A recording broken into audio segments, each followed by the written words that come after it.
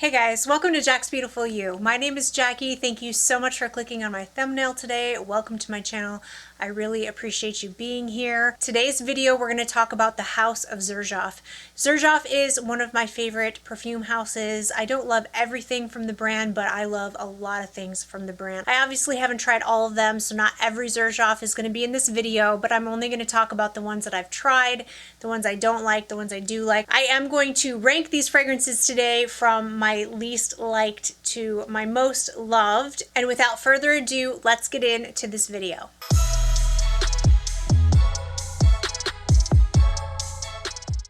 Alright guys, the first fragrance I have for you, I'm not putting in the ranking system just because I love this fragrance, but it's just not for me. I recognize that it's a fantastic fragrance, but I found it to be too masculine for me. So this is Tony Iommi. I had a sample of this one and it smells incredible. I just didn't feel comfortable wearing it because it leaned too masculine for my personal taste. However, I still recognized how fantastic the fragrance was, and what really makes me think that this is a fantastic fragrance is when I put it on my husband. It smells so good on him, so sexy. He really liked it as well, except he's not into fragrances like I am, so he refuses to pay the price for a bottle of Tony Iommi, and so we don't own it. But yeah, it's really good, and I didn't want to rank it low just because it doesn't work for me. You know what I mean? I still recognize how great this fragrance is. It has rum in the opening. There's some passion fruit. There is definitely a sexy, like patchouli leather vibe in this fragrance as well. Definitely a little smoky, boozy. The leather's really smooth though.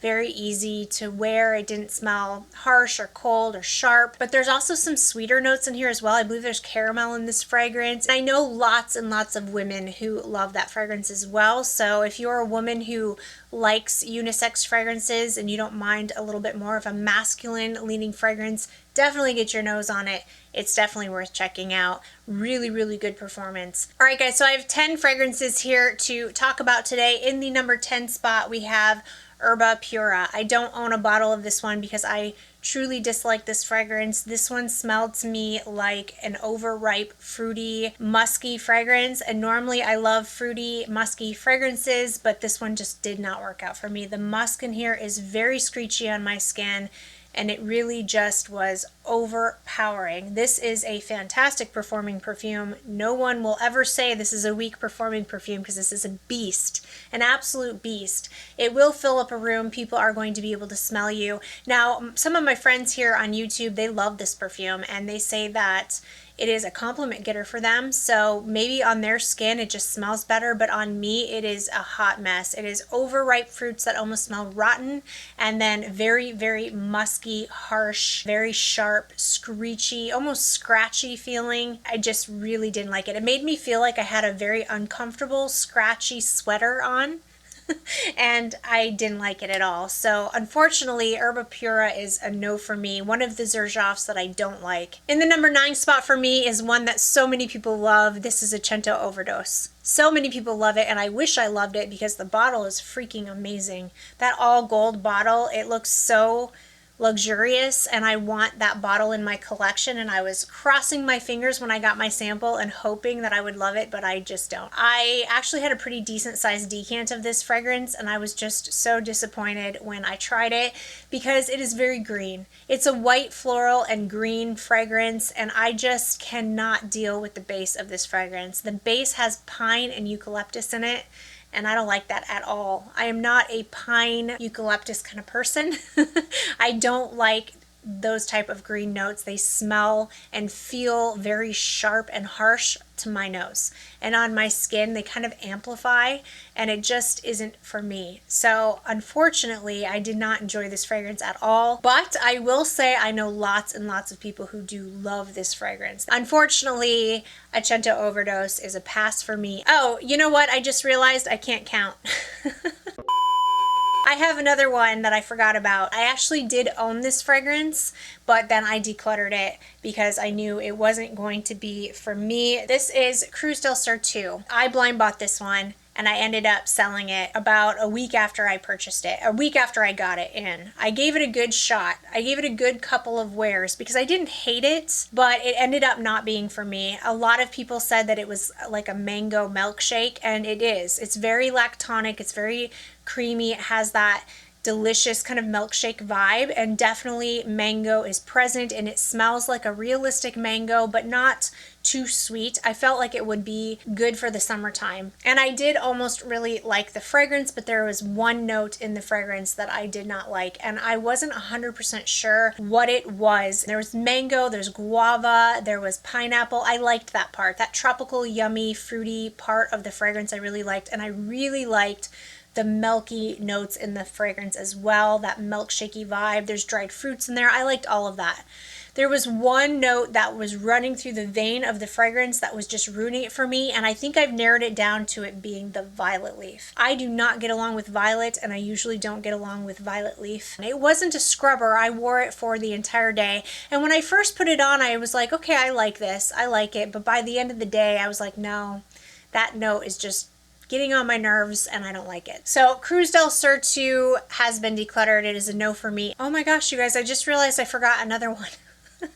I can't count, but we're just going to insert this one in, okay? This one I don't know about, you guys. I've gone back and forth on this one so many times. This is La Tosca. And this fragrance is a fragrance that I really loved when I first tried it. I actually want to pull it out. Hold on. I do have a decant of this fragrance, and the first time I tried it, I loved it. It smells purple to me. It smells like the color purple.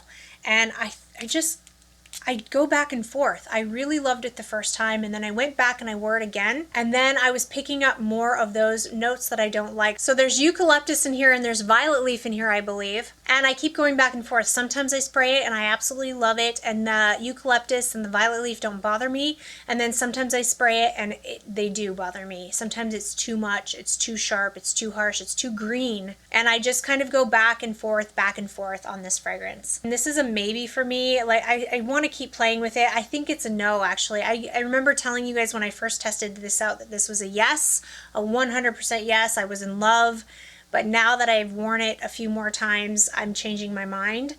I'm glad I haven't picked up a full bottle of it yet. It is really good though. I think it is worth checking out. It's really good performance. Absolutely fantastic performance. I think for a lot of people this would be a yes.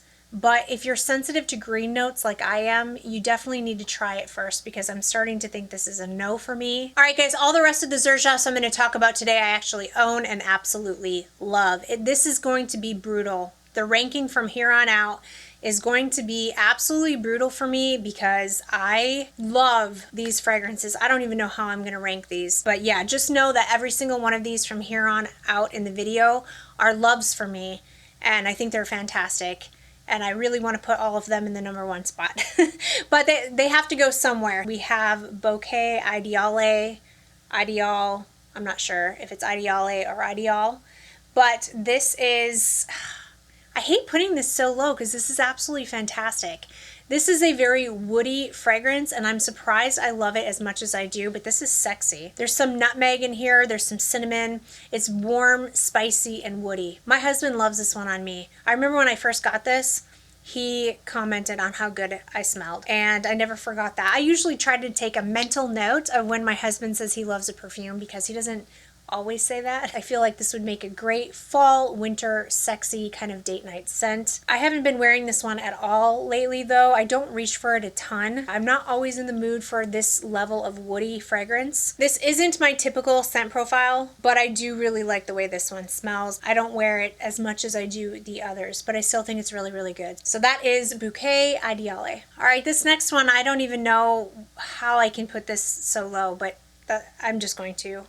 This is Ivory Route. This is such a gorgeous fragrance. I don't even know how this can be in the #7 spot, but I just don't know how to choose between all of them. I love this fragrance. I think the reason why I'm putting it a little lower in the ranking is just because it's difficult to wear, and it's only specifically for cold weather. I can't wear this fragrance any other time. This is spicy. You have got to like spicy fragrances in order to like this. Now, the notes are vaulted, so I don't really know what's all in here, but there's no doubt that there's spice in here. There's warm spicy and fresh spicy in here at the same time. I get something like basil in here, along with a lot of warm spicy notes as well, and then a lot of vanilla. I think there's some woody notes in here too. Just absolutely fantastic for cold weather, but because it's just not very wearable to me. I really just don't feel like this is a wearable fragrance, but great performance. And when the mood is right and when the weather is right, nothing hits like this. Nothing hits like this. So I love it. But again, get your nose on it. It's not a safe blind buy because it is super spicy. You have to be into that. So that is Ivory Route. All right, up next we have Shunkoin. This fragrance is so good. It's so, so good. And this is so underrated in my opinion. I don't know why more people don't talk about it. Again, it's from the Join the Club collection. Notes are vaulted. I don't really know what's in here, but what I get is coconut, definitely like a coconut cookie, baking in the oven, lots of woody notes, and some tea. I always picture myself outside on a nice spring day, and I am smelling kind of like the woods, the woodiness in the air, and then I am drinking a cup of tea and I'm eating the most delicious coconut cookie, or like coconut cream pie, something like that, something delicious. That's what I picture with this fragrance, and I don't know why. That just reminds me of Easter. I don't know why, because being outside drinking tea and eating coconut desserts has absolutely nothing to do with Easter, but that's just where my brain goes. It smells like Easter to me. It smells like joy. I just love this one so, so much. I get really good performance out of it as well. It's not a beast, but it definitely is present and I can smell it on me all day. This is so underrated. I don't hear enough people talking about this one. It's sweet, but it's not overly sweet, and those other notes kind of offsets that coconut cookie gourmand so that it's not like a full gourmand, but it's like a semi springtime gourmand. It's delicious. This is Shunkoin. All right, these next two are neck and neck. I didn't even really know how to pick between these two. I don't know. Honestly, they're tied, but I'm just gonna start. I'm just gonna go with this one. This is La Capitale. I absolutely adore this fragrance. This is newer to my collection. This is strawberry, caramel, there's some peach, and then there is leather. There's a little bit of oud. I don't know. Do I really want to put this one solo? This is so good. This is so sexy to me. This is flirty sexy, fun sexy, let your hair down sexy. You're gonna go have a fun girls' night out. I love the contrast of the sweet strawberries and caramel mixed with the leather and the oud and the patchouli. Oud is a very difficult note for me, but the oud in here is very smooth. I adore this fragrance. Amazing performance. Amazing. I never struggle with the performance of this. It will last me through my entire day, and I find it to be uber sexy and beautiful. So that is La Capitale. All right, up next we have Dolce Amalfi. This is one of my all-time favorites. This is a polarizing fragrance. Some people love it, some people don't. To me, it smells like a spicy, juicy fruit gum. I think there's cloves in here. There might be cinnamon, nutmeg, stuff like that. You know, warm spices.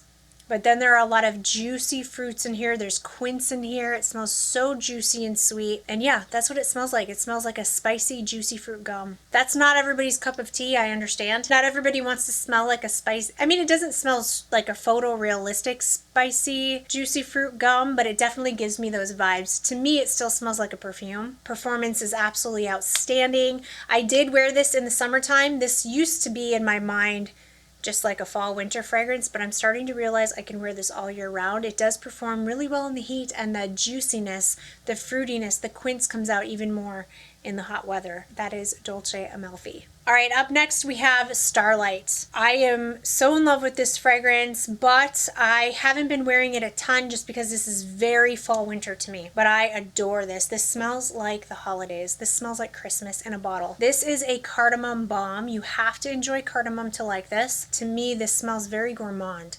It smells like a cookie baking in the oven. I picture gingerbread cookies. I've said this before. I picture gingerbread cookies, but if you take out the ginger and add cardamom baking cookies in the oven, it just smells so delicious, and it just makes me think of Christmas. It makes me think of coming home for the holidays. It's very warm. It's very cozy. It's very comforting. It's sweet. It is delicious. It is gorgeous. I really love the bottle, and the performance of this is very strong. This is like almost beast mode on me. I have to be careful not to overspray. I highly recommend getting your nose on it, especially if you love cardamom.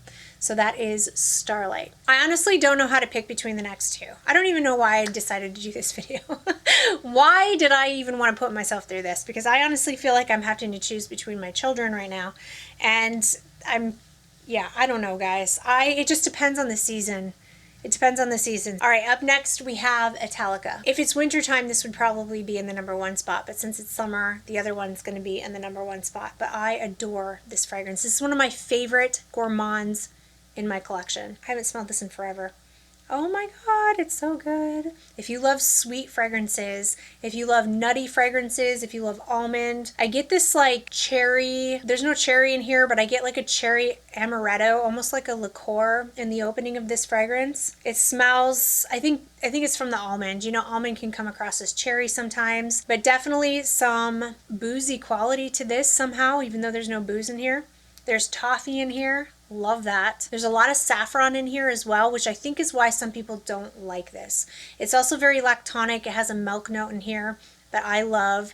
This dries down on my skin to smell like one of the most delicious almond cookies ever. There's toffee drizzled on the almond cookie, and then you've got a glass of milk. I only wear this one in the fall and winter. It is very sweet and cold weather only. I could not wear this in the summer. It would just choke me out. But this is delicious. I freaking love it. And I think it's super unique. I really don't have any other gourmand fragrances that are quite like this. I love it. So that is Italica. I just realized, you guys, that I completely skipped Lira. I don't own Lira, but I've definitely smelled Lira. And I'm just going to quickly mention Lira real fast. I'm not going to put it in my ranking because I'm not sure how I feel about this fragrance. I love the way it smells. I think it is incredible. It smells like a lemon cookie. It's absolutely delicious. And I want to love that fragrance. Or I do love that fragrance, but the reason why I don't own a bottle is because the performance on me was terrible. However, I only had a sample of it, so I'm wondering if I had a bottle of it, if it would perform better. You know, I'm just not sure. The sample I had was absolutely terrible. It was like an hour and I couldn't smell it on me anymore. I've heard other people say that Lira lasts on them though, and I've heard some people say Lira has terrible performance. So I am debating, I'm kind of going back and forth. I've always told myself I would never buy a bottle of Lira, but lately I've been realizing that performance can have to do with, you know, there's a difference in the performance of a sample and the difference in the performance of a bottle that you can, you know, spray all over you. I'm just wondering if maybe I should give it a shot. What do you guys think? Let me know in the comment section what you guys think. Do you own Lira? What is the performance that you get from it? Do you think I'd have better luck with a full-size bottle? Let me know your thoughts on Lira. Let's go ahead and get into my favorite Xerjoff of all time. Honestly, even if it wasn't summertime, I'd probably still pick this one because I adore this fragrance. This is Dama Bianca. This is such a gorgeous fragrance. If you guys have been watching my channel, you know this is my second bottle. I did finish a 30 ml bottle of Dama Bianca and then had to get a 100 ml because this is such a gorgeous fragrance. This was love at first sniff. This was a blind buy. It smells so good. Yeah, this is my favorite Xerjoff. It smells incredible. This is kumquat and lime in the opening, and it just has this gorgeous citrusy opening. Very unique. I've never really smelled anything else with kumquat in it, and it just smells so different from any other citrus opening I've ever smelled. So yeah, kumquat and lime, and then there's some florals in here as well in the heart, which I do pick up on, but to me, I don't get a lot of the florals. They're there, but they're in the background for me. I get a lot of this powdery, delicate vanilla in the base. And then there's some woody notes in the base, I believe, as well. And I do pick up a slight woody undertone to the vanilla. If I overspray this fragrance, I can get pretty decent performance, but I do have to overspray, and it's never a loud fragrance. It's never a super strong fragrance, which actually makes it really easy to wear in the summertime. This is a perfect summertime vanilla in my opinion. It's very feminine. It's very delicate smelling. It will not suffocate you. If you love vanilla like I do, you need to give this a shot. And I've always thought that this would make a beautiful bridal scent. This would be a perfect scent to wear on a wedding day, as a guest or as a bride. Just cannot get enough of this fragrance. Man, I miss this. I need to put this on my tray. I just love this one. I think the bottle's super gorgeous, and yeah, this is my favorite Xerjoff in my collection. So that is Dama Bianca. All right, you guys, that's it for today's video. Sorry that my ranking was like all over the place. I apparently had more Xerjoffs to talk about than I originally thought. But those are the Xerjoffs I have tried, the ones I don't like, the ones I love, and I want to hear from you. Again, let me know any Xerjoffs that you have that you want to recommend to me. I definitely want to try them out for sure. I think Xerjoff is a really solid house, and I really enjoy them a lot. Thank you for watching. I hope you enjoyed this video. If you did and you found it helpful, please give it a thumbs up. Don't forget to subscribe to my channel. I hope everybody is having a fantastic day, and I will see you in my next video. Bye!